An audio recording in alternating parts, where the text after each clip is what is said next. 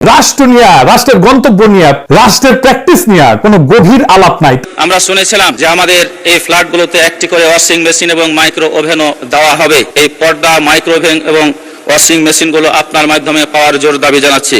তাহলে কেমনে সরকারি দল সংবিধান লঙ্ঘন করতেছে? আসেন এটা বুঝে দেখি। একটা সহজ প্রশ্ন দিয়ে শুরু করি। বাংলাদেশের পররাষ্ট্র মন্ত্রণালয়ের একটা অংশকে দেখতেছে, প্রতিরক্ষা মন্ত্রণালয়কে দেখতেছে, শিক্ষা মন্ত্রণালয়কে দেখতেছে, আইসিটি মন্ত্রণালয়কে দেখতেছে। আপনি কইবেন মন্ত্রীরা? না, কয়েকটা গুরুত্বপূর্ণ মন্ত্রণালয়ের কাজ দেখতেছে এমন কিছু মানুষ যারা মন্ত্রী না, যারা রাষ্ট্রপতির সামনে শপথ নেয় নাই, যারা সংসদের কাছে দায়বদ্ধ না, যারা চেয়ার পাইছে কিন্তু সংসদে তাদের সেই চেয়ারে বসার কথা কেউ বলে নাই। এদের নাম উপদেষ্টা আর বিশেষ সহকারী। আজকের এপিসোড এই অনির্বাচিত মানুষদের নিয়ে। আর এই বিএনপি সারা জীবন সংবিধান করে আসছে, শিক্ষর পারিছে। সেই বিএনপি নিজেই কিভাবে সংবিধানকে পাশ কাটায়, সংবিধান লঙ্ঘন করে আজকে এই উপদেষ্টাদেরকে নিয়োগ দিচ্ছে, সেটা আমরা দেখবো। আজ দলিল দিয়ে দেখাবো। আজ আমি আপনাদের নাম ধরে ধরে বলবো কারাই চেয়ারে বসে আছে, কিন্তু চেয়ারে বসার কোন সাংবিধানিক অধিকার নাই। তাদের প্রত্যেকটা নিয়োগ সংবিধান বিরোধী। এদের প্রত্যেকের কার্যক্রম ভবিষ্যতে আদালতে বাতিল হবে এবং প্রত্যেকে, আই রিপিট, প্রত্যেকে ক্ষমতার অপব্যবহার আর সংবিধান লঙ্ঘনের দায়ে অভিযুক্ত হবে এবং শাস্তি পাবে। বিষয়টা বুঝায় বলি। সংবিধান কি বলে? সংবিধান অনুসারে বাংলাদেশের মন্ত্রী হওয়ার নিয়ম কি? নির্বাহী ক্ষমতা কোথায় থেকে আসে? সংবিধানের ৪র্থ ভাগ ২য় অধ্যায়, এখানে পুরা সরকার কাঠামোটা লেখা আছে। আর মনে রাখবেন, নির্বাচিত সরকারের ক্ষেত্রে এখানে উপদেষ্টা বলে কোনো সাংবিধানিক পদ নাই, একেবারে নাই। সংবিধানের ৫৫ অনুচ্ছেদে কইছে ৩টা কথা মাত্র। প্রধানমন্ত্রীকে প্রধান করে একটা মন্ত্রিসভা থাকবে, নির্বাহী ক্ষমতা প্রধানমন্ত্রীর কর্তৃত্বে চলবে। সবচেয়ে গুরুত্বপূর্ণ, মন্ত্রিসভা যৌথভাবে সংসদের কাছে দায়বদ্ধ থাকবে।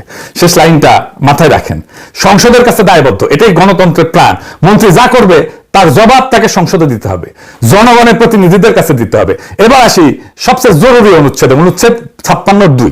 সংবিধান কইতেছে মন্ত্রিসভার কমপক্ষে ৯ মানে ৯০% হইতে হবে নির্বাচিত সংসদ সদস্যদের মধ্যে থেকে, আর সর্বোচ্চ ১ মানে ১০% নেওয়া যাবে বাইরে থেকে, যারা সংসদ সদস্য হওয়ার যোগ্য।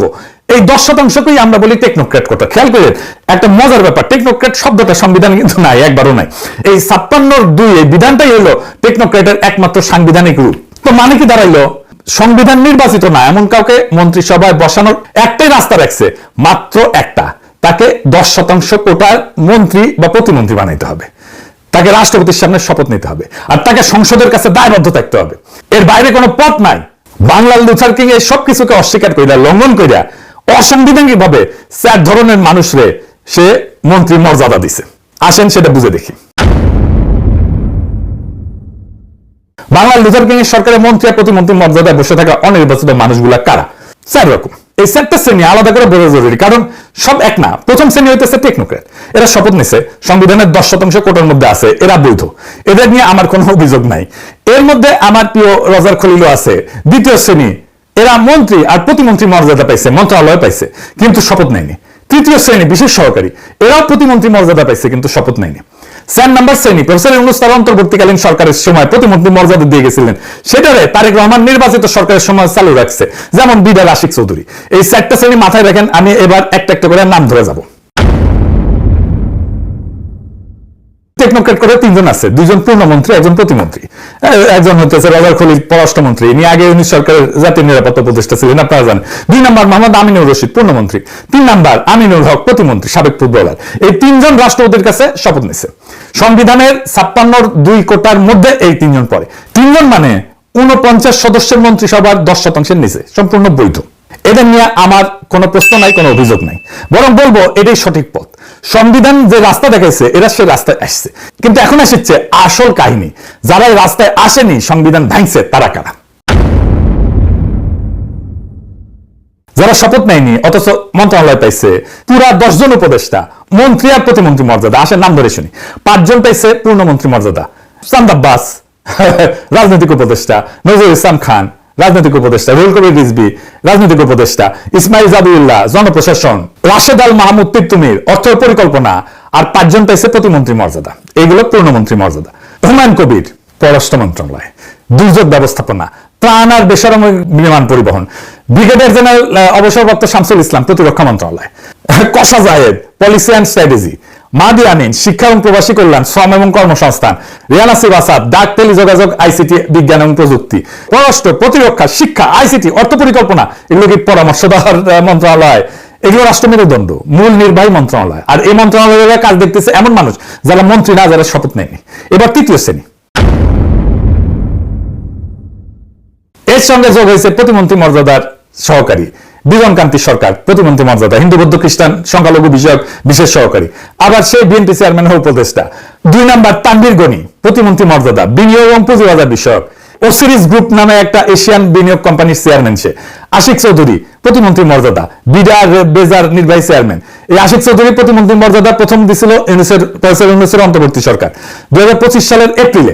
বর্তমান সরকার তাকে ওই পদে বহাল রাখছে। সে একজন ব্যাংকার, আপনারা জানেন, একসময় সিঙ্গাপুরে এইচএসবিসি তে কাজ করতো।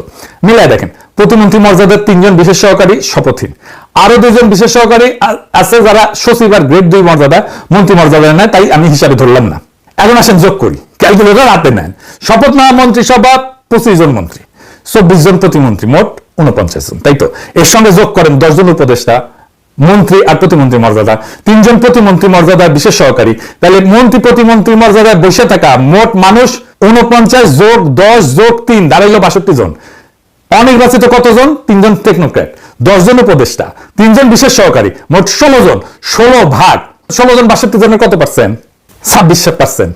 তারেক রহমানের সরকারের মন্ত্রী আর প্রতিমন্ত্রীর চেয়ারে বসে থাকা প্রত্যেক 4 জনের একজন অনির্বাচিত সংসদ সদস্য না। আর সংবিধান কি বলছিল? সর্বোচ্চ 10%।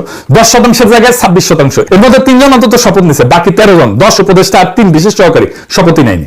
অথচ মন্ত্রণালয় চালাইতেছে, রাষ্ট্রীয় সিদ্ধান্ত বসতেছে। এই নিয়ম ভাঙা নিয়ে সরকার ছাপাই দিতে পারে, সেটা কয়ে রাখি। আগে সে রাস্তাটা মাইরে দেখতে হবে। সেটা কি? রুলস অফ বিজনেসের ভেলকি দিতে পারে। আপনাকে সরকার বলবে এরা তো মন্ত্রী না, এরা উপদেষ্টা, তাই 10% কোটা এদের গোনা যাবে না। এই যুক্তিটা, এটা ভেলকি, এই যুক্তিটাই ফালতু। কেন? কারণ এই উপদেষ্টা নিয়োগের ভিত্তিটা কি? রুলস অফ বিজনেসের 1996 rule 3 B. Rules of business জিনিসটা কি মনে আছে? অনুচ্ছেদ 55(6) যেখানে বলা আছে রাষ্ট্রপতি সরকারি কার্যক্রম বন্টনের জন্য বিধি প্রণয়ন করবে। সেই বিধির নামই রুলস অফ বিজনেস। মানে এই রুল অফ বিজনেস জন্ম নিচ্ছে সংবিধানের একটা অনুচ্ছেদ থেকে। এই রুল অফ বিজনেস সংবিধানের সন্তান, সংবিধানের অধীন, আইনের ভাষায় সাবঅর্ডিনেট ল বা অধস্থ নাই। আর এই একটা সহজ নিয়ম আছে, সন্তান কখনো বাবার চেয়ে বড় হইতে পারে না। অধস্থ আইন কখনো মূল সংবিধানের সীমা ভাঙতে পারে না। সংবিধান বলছে অনির্বাচিত লোককে মন্ত্রিসভা বসাইতে হলে 10% কোটায় শপথ নিয়ে বসাইতে হবে। এখন আপনি রুলস অফ বিজনেস দিয়ে সেই সীমা পাশ কাটাইতেছেন, বলতেছেন এরা মন্ত্রী না উপদেষ্টা, অথচ ওদের মন্ত্রী মর্যাদা দিতেছেন, মন্ত্রণালয় দিতেছেন। এটা আইনে একটা নাম আছে, বলে কালারেবল লেজিসলেশন। বাংলাদেশের রং মাখানো আইন, যেটা সরাসরি করা নিষেধ, সেটা ঘুরায় ফিরায় করা। তো রুল 3 বি কি বলছে? নিজে বলছে প্রধানমন্ত্রী উপদেষ্টাকে বিষয় বরাদ্দ করতে পারবেন তার পরামর্শ এবং সহায়তা নেওয়ার জন্য। খেয়াল রাখেন, পরামর্শ এবং সহায়তা। পরামর্শ রুলের নিজের ভাষা। তাহলে পররাষ্ট্র মন্ত্রণালয় চালানো কি? পররাষ্ট্র মন্ত্রণালয় চালানো কি পরামর্শ? প্রতিরক্ষা মন্ত্রণালয় চালানো কি সহায়তা? এরপরও আছে শপথের প্রশ্ন, কি সেটা? সংবিধানের অনুচ্ছেদের 148 বলছে তৃতীয় তফসিলে যাদের কথা আছে তাদের পদে বসার আগে শপথ নেবেন। তৃতীয় তফসিলে স্পষ্ট লেখা আছে মন্ত্রী, প্রতিমন্ত্রী, উপমন্ত্রীকে শপথ নিতে হবে। মন্ত্রীর শপথে কি বলতে হয়? রাষ্ট্রপতির সামনে দাঁড়ায় বলতে হয় আমি সংবিধানের রক্ষণ, সমর্থন এবং নিরাপত্তা বিধান করব। মানে আমি সংবিধান রক্ষা করবো, এই অঙ্গীকার করে কেবল রাষ্ট্রের চেয়ারে বসা যায়, তার বাইরে যায় না। এখন প্রশ্ন, এই 13 জনকে শপথ নিচ্ছে। 17 ফেব্রুয়ারি সুপ্রিম শপথ পড়াইছে প্রধানমন্ত্রীকে, 25 জন মন্ত্রীকে, 24 জন প্রতিমন্ত্রীকে, ব্যাস। এই উপদেষ্টার বিশেষ সহকারীরা সেই তালিকায় ছিল না। এদের কেউ রাষ্ট্রপতির সামনে দাঁড়ায় সংবিধান রক্ষার শপথ নেয়নি। তাহলে কি দাঁড়াইলো? যিনি সংবিধান রক্ষার শপথ নেয়নি তিনি সংবিধানের নামে রাষ্ট্রের মন্ত্রণালয় চালাইতেছেন। যিনি শপথ নেননি তিনি রাষ্ট্রের গোপন তথ্য, নিরাপত্তা সংক্রান্ত দলিল, কূটনৈতিক গোপনীয়তা সবকিছু নাগাল পাইতেছে কোন অধিকারে? মিলিটারি অফিসার শপথ নেন, মন্ত্রী শপথ নেন, কারণ শপথটাই বিশ্বাসের বন্ধন। শপথহীন একজন মানুষের হাতে রাষ্ট্রের গোপন তথ্য, এটা শুধু আইন ভাঙা না, এটা নিরাপত্তায় ফাটল, এটা সংবিধান বিরোধী কাজ, এটা রাষ্ট্র বিরোধী কাজ। আরো একটা গুরুতর সমস্যা আছে, কি সেটা?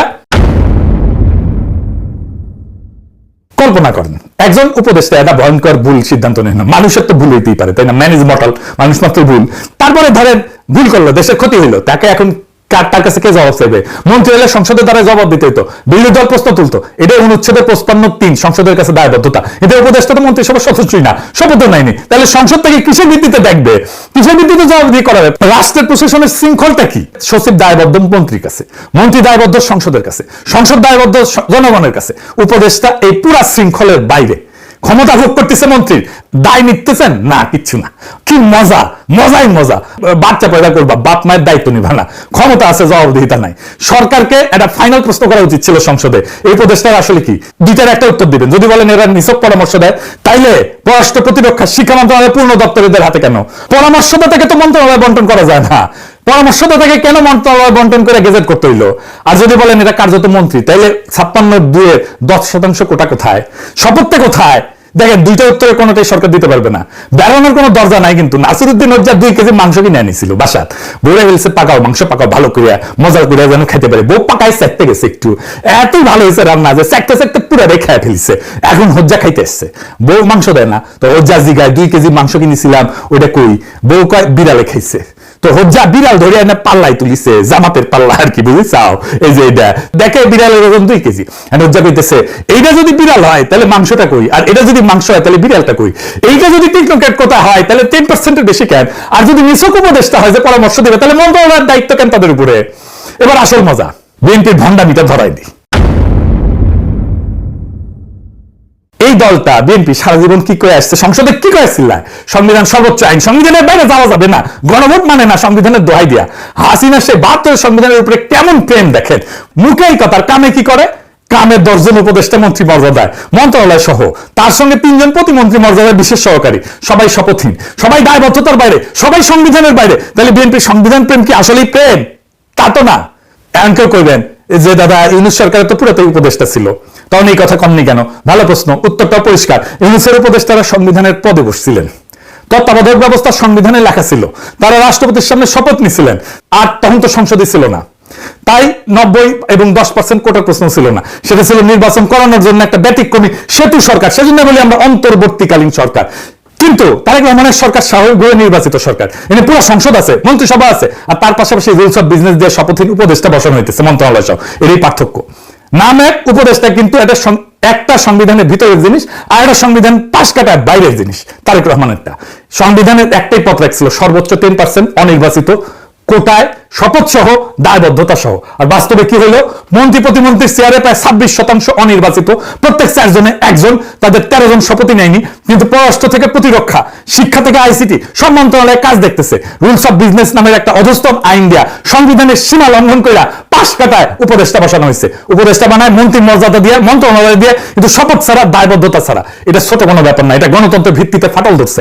আর যে দলে কাজ করছে সে উঠতে বসতে সংবিধানের নাম জপে, সংবিধানের দোহাই দেয়। যে মানুষটা সংবিধান রক্ষার শপথ নেয়নি, সে সংবিধানের নামে কেমনে রাষ্ট্র চালা হয়? তাহলে শপথের মানে কি থাকলো? আর সংবিধানটা তো কাগজের টুকরা হয়ে গেল, আর কিছু থাকলো? বিএনপি নিজেই সংবিধানকে কাগজের টুকরা বানায় ফেলছে। এটার বিচার আমি কার কাছে দিবেন? আমাদের বিচার দিতে হবে। আমাদের বিএনপি নেতা আগেই বিচার দিয়ে গেছে, আপনারা মোনাজাত ধরেন, সবাই হাত তোলেন। ওই শালার বুতারা মোনাজাত কর, মোনাজাত ধর।